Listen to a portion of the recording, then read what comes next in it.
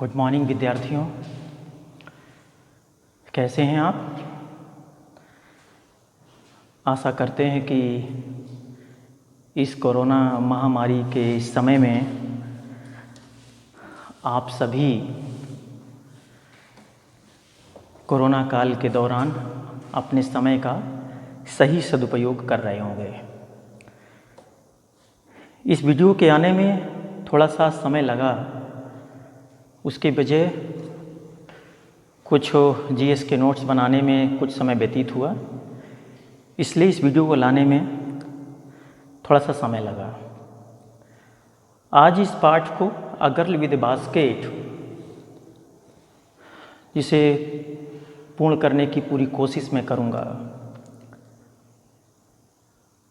William Charles Douglas Bharat और पाकिस्तान के बंटवारे के समय इंडिया आते हैं और ये उस समय की बात है जब भारत और पाकिस्तान का बंटवारा हुआ और देश की संपूर्ण जनता बंटवारे की त्रासदी और साथ साथ सांप्रदायिकता का सामना कर रही थी।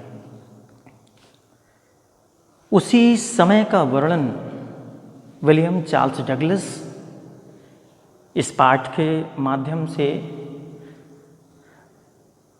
उस समय के दृश्य का वर्णन कर रहे हैं। क्योंकि ये लेसन 12वीं का है बच्चों, तो इसको पढ़ने से पहले आप सभी अपनी बुक खोल लें, तभी ये पाठ आपको बहुत अच्छे से समझ में आएगा। मैं एक एक पैराग्राफ को धीरे धीरे पढ़ता जाऊंगा और उसके वो एक एक लाइन आप अच्छे से समझते हुए चलें, बीच बीच में व्याख्या भी करते हुए जाएंगे। William Charles Douglas, a judge of Supreme Court of America, came India in 1950. It was the time of the partition of India and Pakistan, and that time the partition was decreed.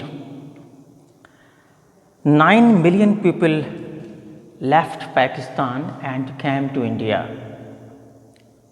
बच्चों 90 लाख लोगों ने अपने घर को छोड़ दिया और 90 लाख हिंदुओं ने पाकिस्तान को छोड़ दिया, गैर मुस्लिम लोगों ने पाकिस्तान को छोड़ दिया और वो भारत में आ गए। बहुत से लोग ऐसे भी थे जो भारत छोड़ करके पाकिस्तान चले गए। आप लोगों ने बच्चों अभी CAA के बारे में सुना होगा, सिटीजनशिप अमेंडमेंट एक्ट के बारे में, जिसके पीछे कुछ महीनों से काफ़ी बवाल होता रहा।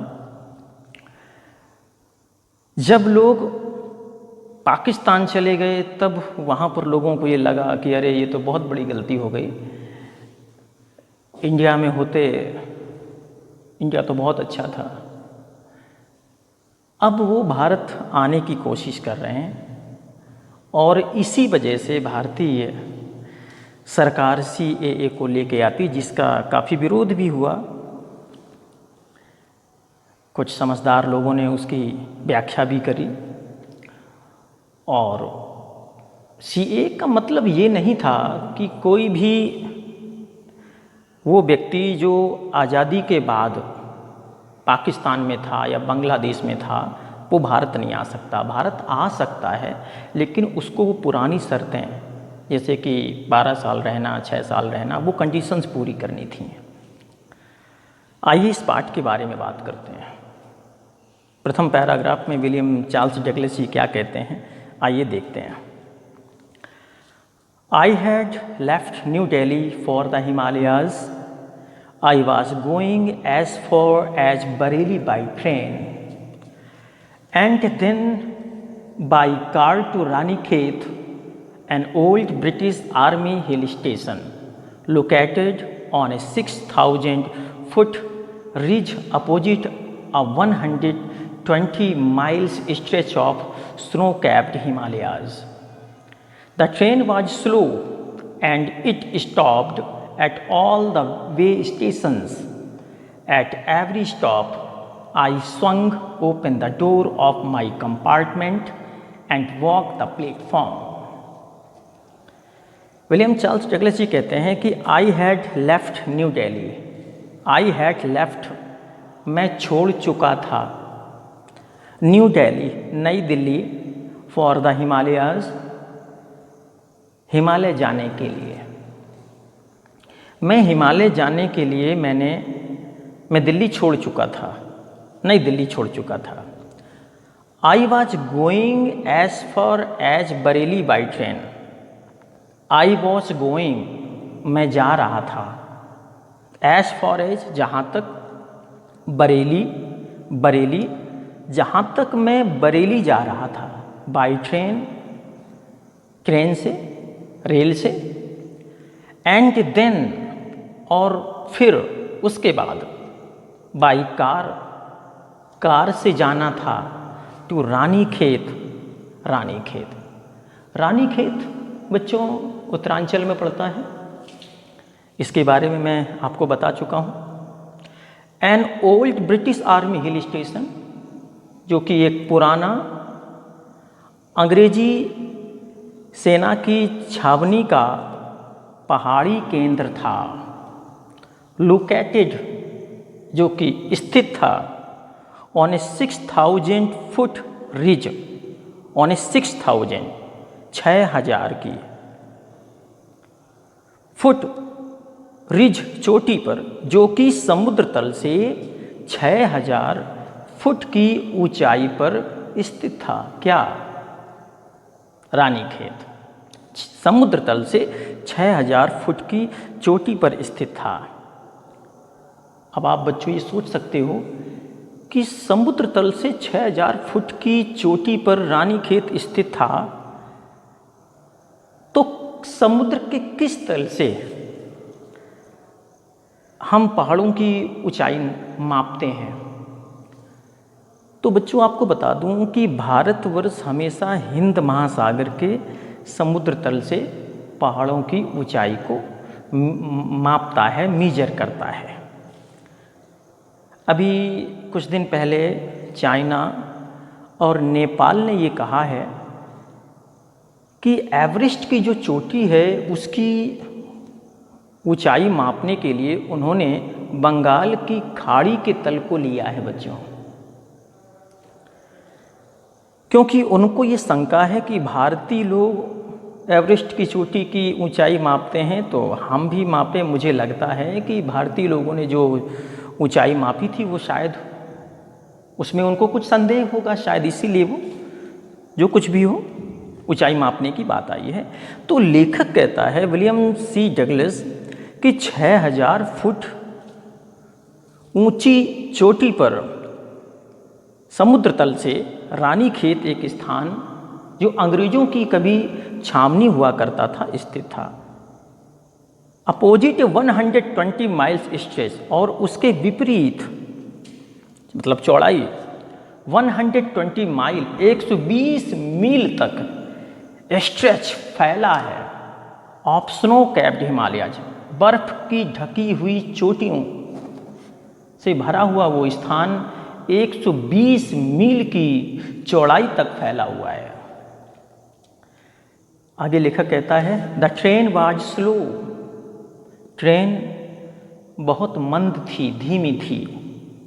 And it stopped at all the way station, and और इट स्टॉप्ड वह रुकती थी, at all the station, all the way station, all means सभी, वे स्टेशन रास्ते के स्टेशंस पर, और ट्रेन सभी रास्ते के छोटे छोटे स्टेशन पर भी रुकती थी।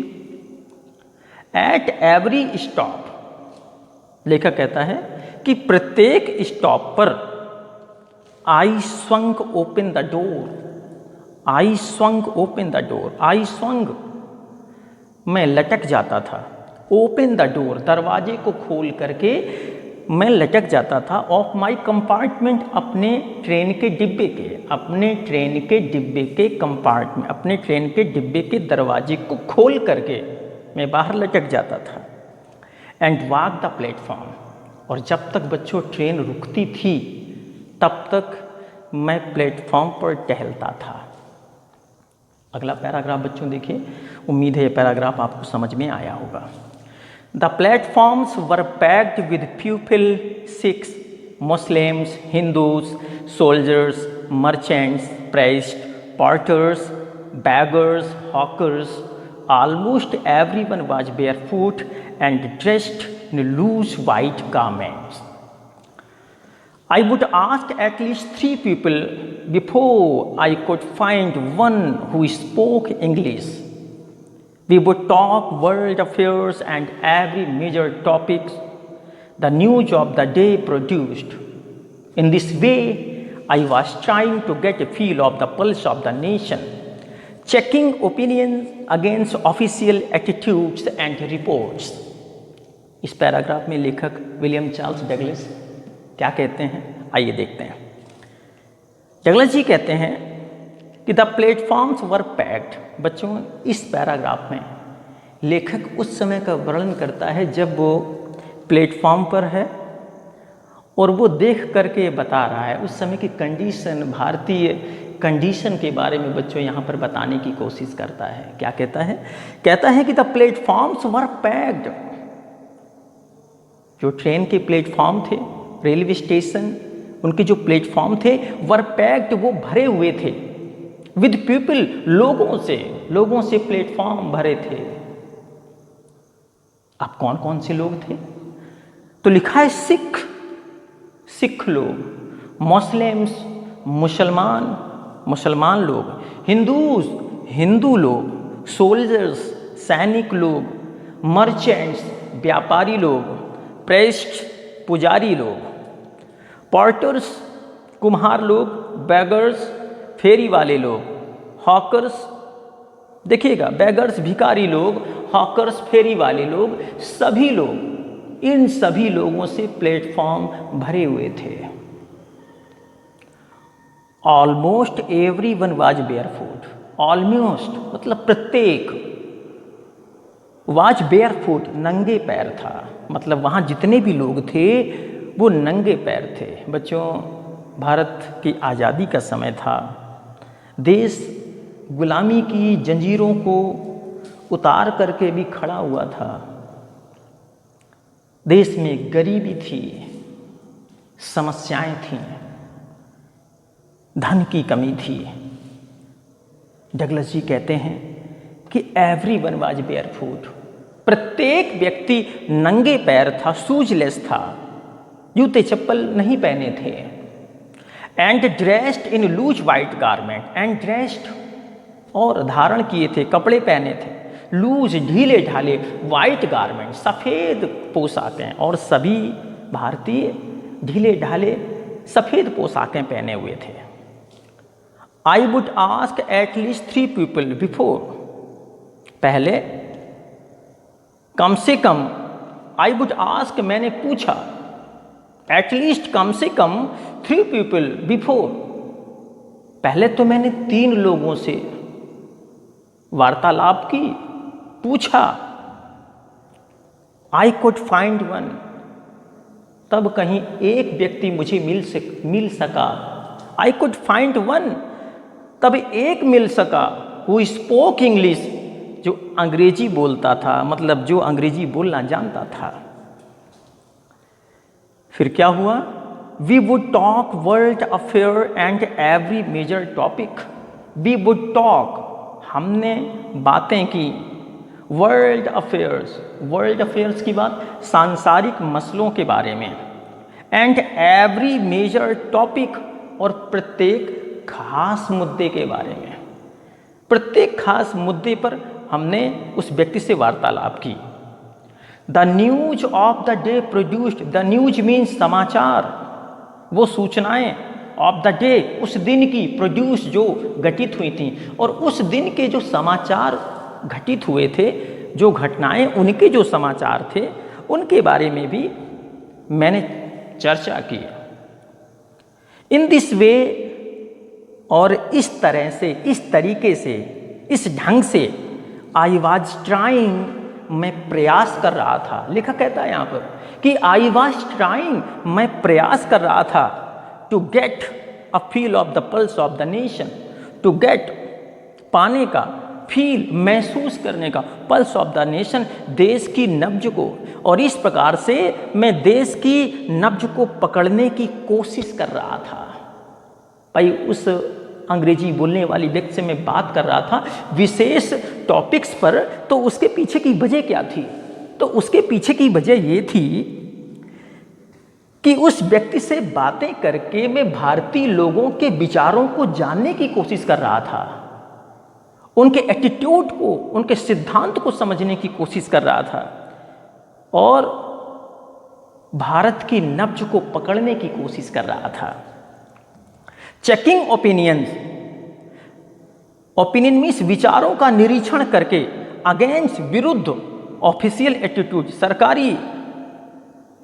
सरकार के जो प्रकाशन थे, सरकार के जो समाचार थे, सरकार की जो नीतियां थी, पॉलिसीज थी, उनके खिलाफ उनके ओपिनियन का मैं निरीक्षण कर रहा था, मैं जानने की कोशिश कर रहा था कि भारतीय लोगों के विचार क्या हैं। तीसरा पैराग्राफ देखिए, the route lay through one of the richest of India's agricultural area, this was the plain of the upper Ganga river, 1000 feet above sea level but tropical. The Ganga was brown silt swollen with flood waters, its overflow inundating thousands of acres of rice. To the north were jungles, great expanses of grass higher than a man's head and unbroken except for an occasional clumps of trees, the home of tigers, elephants, pythons and cobras. Everywhere else there was flat land running to the horizon, but dotted here and there by the sacred banyan tree or by rows of pakar trees, shaped like elms and having thick twisted trunks. Hot humid air was moving in front from the southwest. Monkeys, some of them mothers with babies clinging to them and riding underneath, swung off trees at the stations looking for food. The villages we passed had walls made of mud mixed with water and cow dung. Their peaked roofs were thatched bundles of grass tied to bamboo poles, stretched across the rafters. That day the pumpkin vine that grew over them were in bloom, trailing streaks of yellow over drab walls. अब बच्चों इस paragraph में देखते हैं, तीसरे paragraph की बात करते हैं। देखिए विलियम चार्ल्स डगलस क्या कहते हैं। लिखा है आगे विलियम चार्ल्स डगलस इस पैराग्राफ में ट्रेन में यात्रा करने के दौरान रास्ते में उन्होंने जो देखा, जो दृश्य देखे, जो चीजें देखी, उन सभी चीजों का वर्णन विलियम चार्ल्स डगलस जी इस पैराग्राफ में कर रहे हैं। क्या कहते हैं? द रूट, रूट मीन्स रास्ता, किसका? ट्रेन का, रेल का। ले थ्रो बना हुआ था, गया था। थ्रो मीन्स मध्य से। वन ऑफ द रिचेस्ट, सबसे अधिक मूल्यवान। इंडियाज एग्रीकल्चरल एरिया, भारतीय कृषि के क्षेत्रों में। ये जो रास्ता था रानीखेत जाने का, बरेली जाने का, यह भारत के कृषि के यानी खेती के सबसे मूल्यवान, सबसे धनी क्षेत्रों में से एक क्षेत्र से होकर के गया था। मतलब ये जो क्षेत्र था, यहाँ खेती बहुत अच्छे से होती थी, यहाँ अनाज बहुत पैदा होता था, ये वो क्षेत्र था। ये बात विलियम चार्ल्स डगलस जी इस लाइन में कहना चाहते हैं। This was the plain of the upper Ganga river. This means यह है, वॉज मीन्स था, ये था। द प्लेन मीन्स मैदान, of the upper Ganga river, Ganga नदी का ऊपरी समतल मैदान था। डगलस जी कहते हैं, लेखक कहता है कि ये गंगा का ऊपर का मैदान था, समतल मैदान था, 1000 फीट अबव सी लेवल, जो समुद्र तल से 1000 फुट की ऊंचाई पर था। कितने फुट की ऊंचाई पर? 1000 फुट की ऊंचाई पर था। बट ट्रॉपिकल, लेकिन उष्णकटिबंधीय था। उष्णकटिबंधीय का मतलब कि गर्म क्षेत्र। The Ganga was brown sealed. बच्चों, मैं आपको पहले बता चुका हूं कि ये जो समय था, जिस समय लेखक जा रहा था, वो जुलाई का समय था, जुलाई का महीना था, 1950 का वर्ष। और जुलाई के महीने का समय जानते हो, बारिश का समय हुआ होगा। और बारिश में जुलाई के आसपास का जो समय होता है वो काफ़ी उमस से भरा हुआ होता है ना। तो वही बात बच्चों, ये बात यहाँ पर बताई जा रही है। लेखक कहता है विलियम चार्ल्स डगलस कि द गंगा, लिखा हुआ है, देखिए, the Ganga was brown sealed. The Ganga means Ganga नदी, वाज थी, ब्रॉन सील्ड भूरी, मतलब गंगा का पानी चमकदार था। स्वेलोन विद फ्लड वाटर्स, जो बाढ़ के पानी से उफान पर थी। गंगा जो नदी थी उसका पानी, गंगा नदी जो बाढ़ के पानी से उफान पर चल रही थी। It's overflow inundating thousands of acres of rice. It's overflow, और उसके अतिरिक्त बहाव ने इनंडेटिंग, भर दिया था। गंगा नदी के अतिरिक्त बहाव ने, उसके उफान ने, इनंडेटिंग, घेर लिया था, भर लिया था, thousands of acres of rice, हजारों एकड़ चावल की खेती को गंगा नदी के पानी ने भर दिया था। To the northward jungles, उत्तर दिशा में जंगल थे। ग्रेट एक्सपेंसेस ऑफ ग्रास, बड़े बड़े घास के मैदान, बड़े बड़े घास के मैदान थे।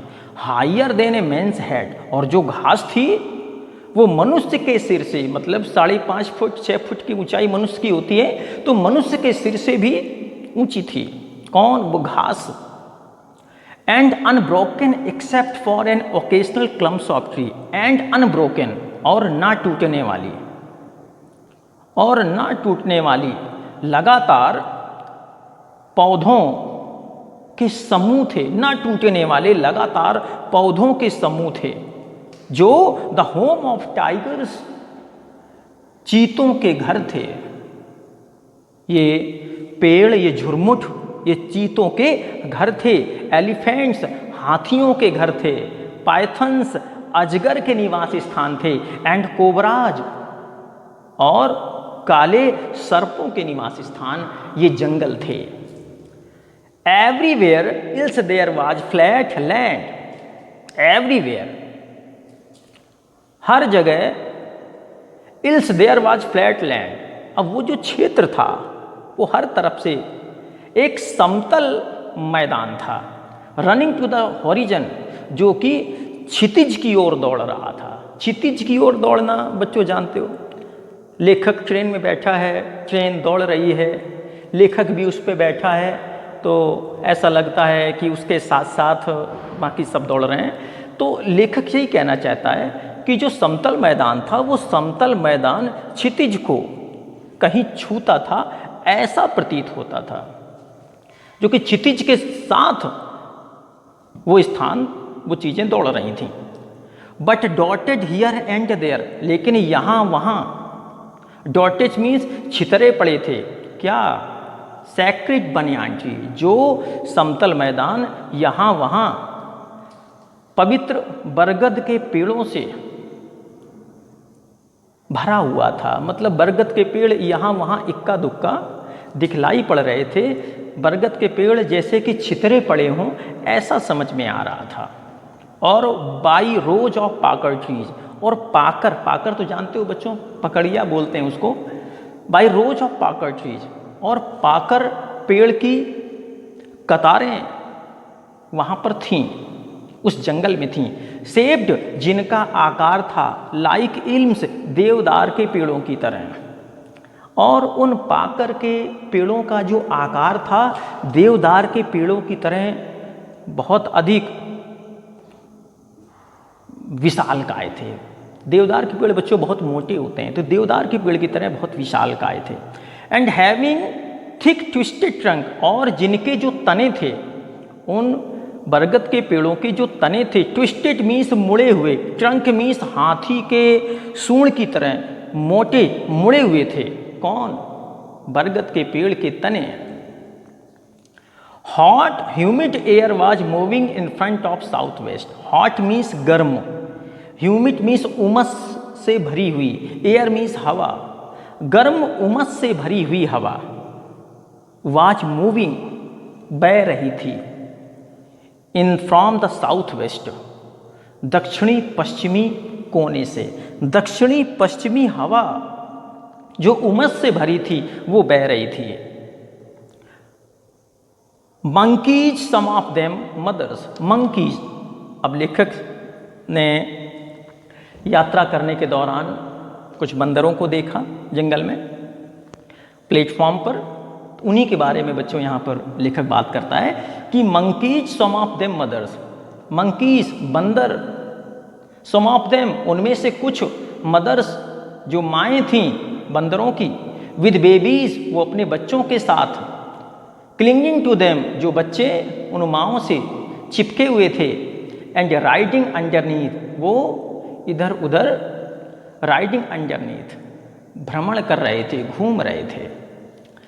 स्वंग ऑफ ट्रीज जो पेड़ों में उछल कूद कर रहे थे, एट द स्टेशंस, स्टेशंस पर, ट्रेन के स्टेशंस पर जो पेड़ थे उनमें उछल कूद कर रहे थे। लुकिंग फॉर फूड भोजन की तलाश कर रहे थे। द विलेजेस वी पास्ट वे गांव जहां से हम गुजरे, हैड वॉल्स। देखो बच्चों यहाँ पर लेखक अब उन गांवों के बारे में बता रहा है जो गांव लेखक के उस रास्ते पे पड़ते हैं, बरेली जाने के रास्ते पर। उन गांवों के बारे में लेखक यहाँ पर बताने की कोशिश करता है। क्या बताता है? देखिए लिखा हुआ है द विलेजेस वी पास्ट, वो गांव वी हम गुजरे, द विलेजेस गांव वी पास्ट जहाँ से हम गुजरे, हैड वॉल्स उनकी दीवारें, मेड ऑफ मड मिट्टी से बनी हुई थी, मिक्स्ड विद वाटर मतलब मिट्टी और पानी, एंड काउ डंग और गाय के गोबर।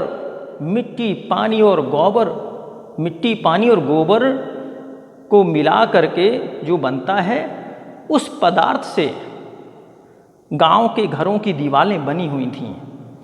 There peaked roofs were test, their और उन घरों के, पीक्ड रूफ्स ऊंची चोटियां, वर टेस्ट बंधी हुई थीं, और उन घरों की जो ऊंची ऊंची बच्चों चोटियां थीं वो बंधी हुई थी किससे? बंडल ऑफ ग्रास, घास के गट्ठों से, टाई टू बम्बू पोल्स, बांस के पोलों से, बांस के लट्ठों से, और घास के गट्ठों से वो घरों के चोटियां और छप्पर बंधे हुए थे। स्ट्रेस्ड अक्रॉस द रैफ्टर्स जो कि इधर से उधर छप्पर को पार करके वो पोल बांधे गए थे।